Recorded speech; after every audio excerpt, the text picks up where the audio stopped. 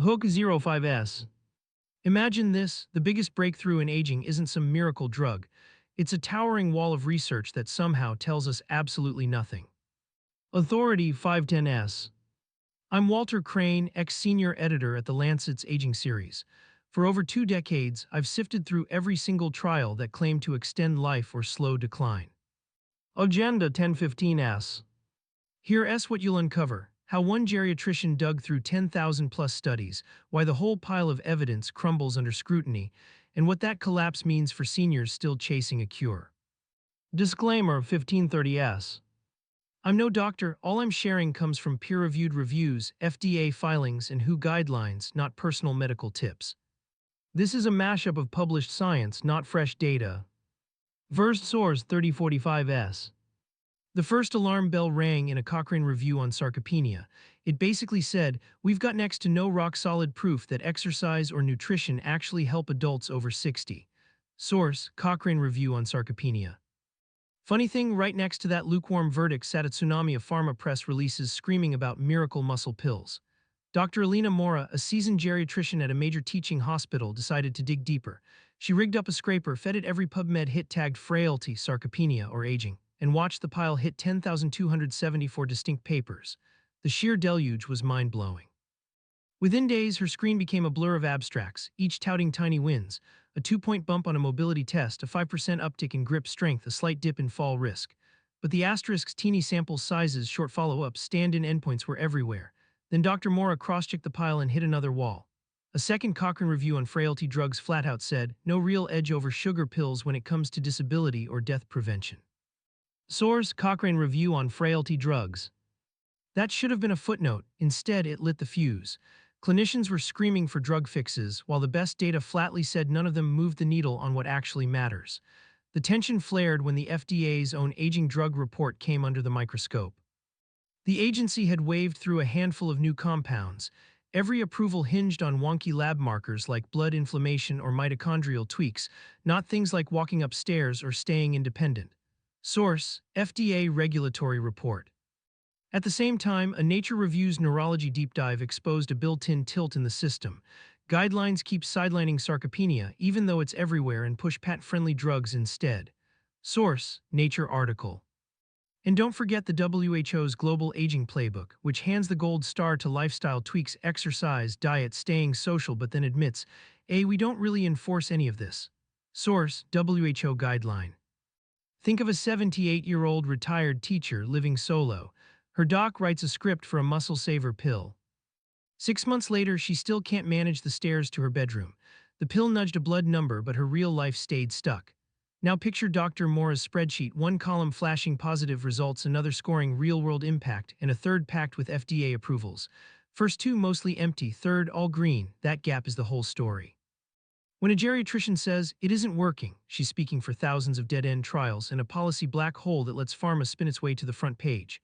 Why does this data dump matter? Because every year, millions of older adults chase treatments that promise a stat win but deliver zip in real life. The cost, hidden behind glossy ads and FDA headlines. Next up, we'll tear apart that data wall layer by layer. We'll map how the reviews, the approvals, and the who's half-hearted advice feed each other, creating a loop that keeps dud drugs on shelves. And we'll ask, what if we judged every anti-aging pill by the same rules we use for heart meds? Stick around. We're following Dr. Mora's endless audit, the pushback from lobbyists, and the quiet patients whose futures hang on the next study.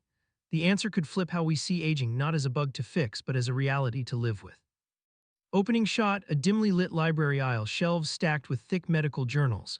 The camera slowly zooms in on a single Cochrane review cover dated 2023. The title fades in, Interventions for Sarcopenia. Narration. When you dig into the evidence, you don't get opinions, you get numbers. And when it comes to aging interventions, the data is blunt. The standard tools aren't working. On screen, Cochrane Systematic Review 2023 flashes briefly, then fades. Source, Interventions for Sarcopenia. A Cochrane Systematic Review found limited high-quality evidence supporting exercise or nutritional interventions in adults aged 60 plus. That's not an outlier, it's a pattern. Cut to a split screen. Left side shows a protein shake ad with young athletes. Right side shows an older woman struggling to stand from a chair. Narration. Cochrane has spent decades curating the best available research on aging conditions like sarcopenia and frailty. And across dozens of reviews, the conclusion is consistent. High-quality trials are scarce, and when they exist, the results don't deliver what patients need. On screen, low-certainty evidence appears over a blurred graph. Source: Cochrane Systematic Review on Pharmacological Treatments for Frailty 2022 showed no significant benefit over placebo in reducing disability or mortality. Not mixed, not promising. No significant benefit. Montage: clinical trial consent forms being signed, pills being counted into weekly organizers, bright hospital corridors. Narration. But here's the twist: these findings aren't hidden. They're published, peer-reviewed, reviewed again by Cochrane, so why are they still missing from everyday care? Text overlay: where's the disconnect? Source: clinical guidelines rarely prioritize sarcopenia treatments despite high prevalence, revealing a systemic bias toward pharmacological solutions. Nature 2022. The answer lies in how clinical guidelines are built and what they're allowed to value. Cut to a WHO guideline document on healthy aging. The camera lingers on the title, WHO Global Guidelines on Healthy Aging. Narration. Take the World Health Organization. Their 2022 global guidelines emphasize lifestyle interventions, exercise, nutrition for healthy aging. But here's the catch. Text fades in: no enforceable standards for implementation. Source: WHO guidelines lack enforceable standards for implementation in clinical practice. They tell you what to do, but not how, and certainly not when or for whom. That's not a clinical guideline, it's a suggestion. Cut to FDA orange book covers, then a slow zoom on a drug label, indicated for sarcopenia, biomarker-based. Narration. Now compare that to the regulatory world. The FDA doesn't approve drugs for frailty or sarcopenia based on outcomes people actually care about, like staying independent, walking without a cane, or living at home longer. Approved based on biomarkers, not function. Source: FDA approvals for aging-related drugs focus on biomarkers rather than functional outcomes like mobility or independence. NEJM 2021. A drug can be approved if it raises muscle mass by 5%, even if the patient's grip strength never improves and they still fall twice a year. Cut to a clinician flipping through a thick guideline manual, sighing, then closing it. Narration. So we have Cochrane reviews saying the evidence is weak or absent. Who's saying lifestyle matters but without a roadmap?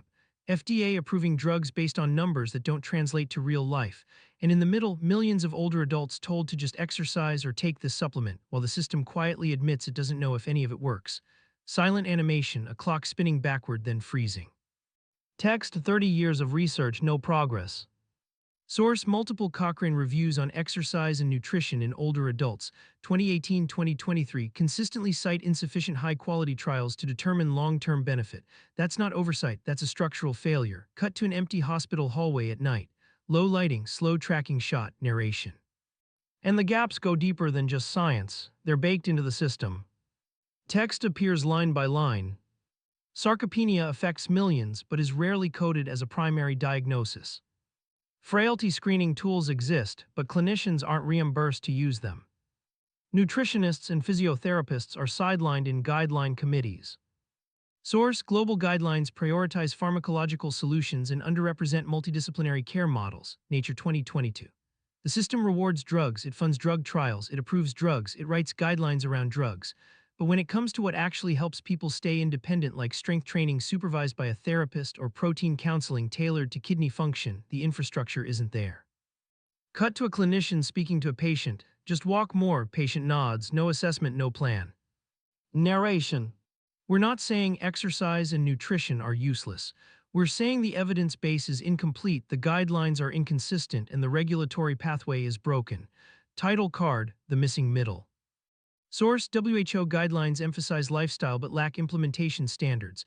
FDA focuses on biomarkers. Cochrane finds limited high-quality trials. Multiple sources. 2021-2023. That missing middle is where real prevention happens and where the system currently fails. Final shot: a single sheet of paper labeled clinical guideline being torn in half. Black screen. Narration. So when a geriatrician scans 10,000 plus studies and says, "It's not working," she's not rejecting science. She's pointing to a system that prioritizes what's easy to measure over what actually matters, and that's the real scandal. Music fades to low, unsettling hum. Screen goes dark, title appears. The geriatrician scoured 10K plus studies and stopped cold. When the geriatrician thumbed through the more than 10,000 studies, a heavy hush settled over the conference room. The deck of slides laid bare a glaring gap. no guideline offered a concrete treatment plan for sarcopenia, that slow-burning muscle loss that sidelines millions of seniors. "Where's the prescription for muscle health?" she asked, her voice tinged with disbelief. The reply, tucked away in a Cochrane systematic review, noted that high-quality evidence for exercise or nutrition interventions in people over 60 is limited. Source: Cochrane Review on Sarcopenia Interventions. That isn't a shortage of data, it's a shortage of will. Look across the ward and the fallout is plain to see. Mrs. Alvarez, 78, wrestles to rise from a chair she once left with ease. Her doctor handed her a brand new anti-inflammatory, hoping it would slow frailty. Yet the pill did nothing to bring back the strength she needs just to stroll to the mailbox. A second Cochrane review on pharmacologic treatments for frailty reported no significant benefit over placebo in reducing disability or mortality. Source: Cochrane Review on Frailty Drugs. In practice, that prescription turned out to be a placebo, not a cure. The same story repeats in hospitals around the globe. Clinical guidelines, as a Nature article points out, rarely prioritize sarcopenia treatments despite their high prevalence, preferring instead pharmacologic shortcuts. Source: Nature 2022. That bias isn't accidental. FDA approvals for aging-related drugs, a recent regulatory report shows, focus on biomarkers rather than functional outcomes like mobility or independence. Source: FDA report NEJM. A drug that trims a blood marker but leaves a patient unable to stand up is, in effect, an empty win. Even the World Health Organization's roadmap for healthy aging stresses lifestyle moves, exercise, diet, community engagement. Yet it lacks enforceable standards for clinicians to implement these measures. Source: WHO guideline. The chasm between lofty language and bedside reality leaves a vacuum that drug firms are quick to fill. This systemic tilt toward pills over physical therapy isn't just a bureaucratic slip, it's an ethical breach. When guidelines ignore sarcopenia, they blind spot critical interventions that could preserve independence. Frail patients get caught in a loop of hospital stays, lost dignity, and soaring health costs. Take Mr. Patel, 82, who was admitted after a tumble that left him unable to climb stairs. His discharge plan simply read "monitor vitals and continue current meds." No physiotherapist was assigned, no resistance training program was prescribed. Within weeks, his muscle mass shrank further, and a second fall sent him back to the ICU. The missing sarcopenia protocol turned a preventable slip into a life-threatening episode. The data force us to wonder, why are we comfortable letting the pharmaceutical pipeline dictate the agenda when the evidence points to the opposite? The answer lies in incentives, regulatory pathways, and a clinical culture that equates treatment with tablet. To break this deadlock, the geriatrician suggests a paradigm shift, a comprehensive aging care model that embeds exercise physiology, nutrition science, and social support into every treatment plan for older adults.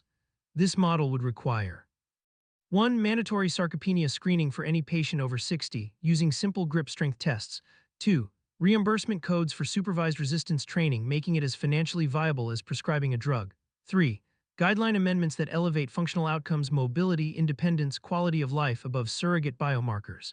Such reforms would line policy up with the fact that muscle is the engine of healthy aging. They'd also push back against the current bias that favors pharmacology, prompting a rethink of what truly counts as therapeutic progress. The geriatrician's final slide flickered. It's not working. The room went quiet again, this time not because of missing data but because of the weight of responsibility. The takeaway was stark: guidelines that ignore sarcopenia are not merely incomplete, they are actively harmful. The choice now is clear: keep the status quo or rewrite the aging care script to put muscle health front and center. The future of older adults rests on that decision. If we cling to the blind spot, we consign millions to needless frailty. If we act, we can bring back function, dignity, and independence one muscle at a time. Listen up, clinicians, here's the hard truth. That Cochrane systematic review on sarcopenia interventions, yeah, it basically says we've got weak, low-quality evidence for exercise or nutrition in adults over 60. Source: Cochrane systematic review. That's not just frustrating, it's dangerous, because we end up flying blind and patients pay the price with avoidable decline. Picture this: every frail patient walks in, gets screened for muscle loss, and then gets plugged into a full-team resistance training, protein coaching, regular checkups on how they're moving. Meanwhile, that same Cochrane review on frailty drugs, nada. No real benefit over sugar pills. Source: Cochrane systematic review. So yeah, popping pills isn't the answer. We've got to flip our whole playbook and make lifestyle fixes the core of care. Now, policymakers, this is where you come in. The FDA's been approving drugs based on biomarkers, not whether people can actually move better. Source: FDA report. That's backwards. If regulators demanded real-world outcomes like mobility, pharma would have to run trials that actually matter. And don't even get me started on the WHO's healthy aging guidelines. They're all talk, no muscle. They push lifestyle changes, but there's no stick behind its source, WHO guideline. Countries need to turn those suggestions into rules, like how they track vaccination rates, enforceable standards. That's how we'll finally collect the data to fix the gaps the Sarcopenia review exposed. You aren't off the hook. Next time you're in the doctor's office, ask point blank, do you check my muscle strength? No fluff. Post solid articles online, tag doctors, groups, and lawmakers, and demand that clinics set real mobility targets. Flood your local health board with emails, make them listen. When enough voices demand change, vague advice becomes mandatory practice. That's how we shrink the evidence gap that's had us all scratching our heads. And if you team up with patient groups, even better, your voice is the leverage clinicians need to fight back against outdated payment rules. Want the nitty-gritty on aging science? Hit subscribe and turn on notifications. Every week we dig through thousands of studies and turn them into steps you can actually use so you're not stuck playing catch-up. Next up, we're dissecting a fresh trial on resistance training in 80-year-olds. Don't miss it. Together, we can rebuild geriatric care one evidence-backed move at a time.